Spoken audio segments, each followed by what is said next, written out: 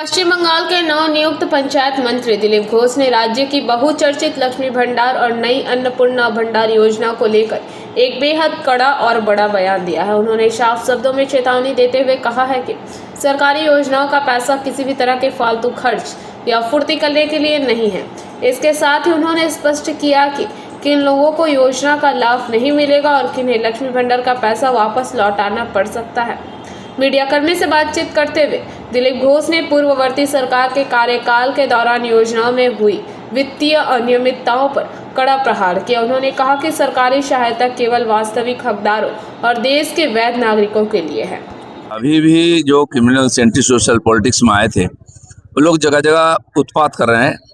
Police कार्रवाई कर रही है, बहुत लोगों को उठाया है, अभी उठाएगा, लेकिन उनकी जो इलीगल कनेक्शन था, पुलिस के साथ कनेक्शन था, वो बाहर आ रहा है। तो कुछ लोग बदमाशी कर रहे हैं, लेकिन पुलिस पूरी कड़ाई से इसका ऊपर स्टेप लेगा। कोई किसी प्रकार कानून के खिलाफ काम नहीं कर पाएगा।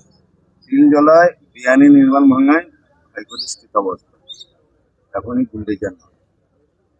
ठीक है, केस होना चाहिए। जहां भी अतिक्रमण हुआ है, कब्जा हुआ है किसी का जमीन, चाहे सरकारी जमीन है, उसका कंप्लेन होना चाहिए।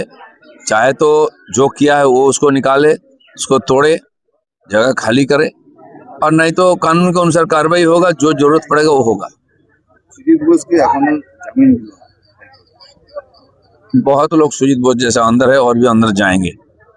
कानूनी कार्रवाई कोर्ट के हाथ में है।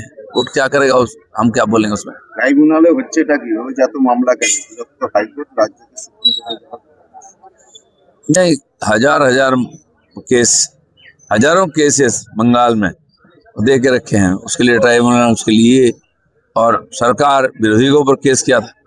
आप सरकार में रहने वाले लोग जो थे, इतना भ्रष्टाचारी है, उनके ऊपर केसेस हो रहे।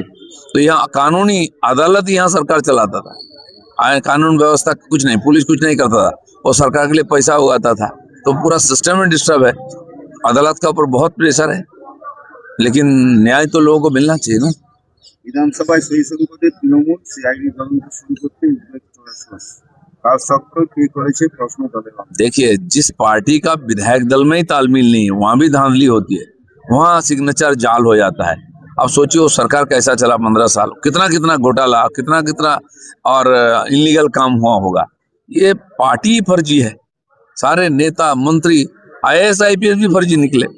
इस प्रकार सरकार 15 साल चला और देश बंगाल का सत्यानाश किया। আগস্ট থেকে জনগণনা শুরু।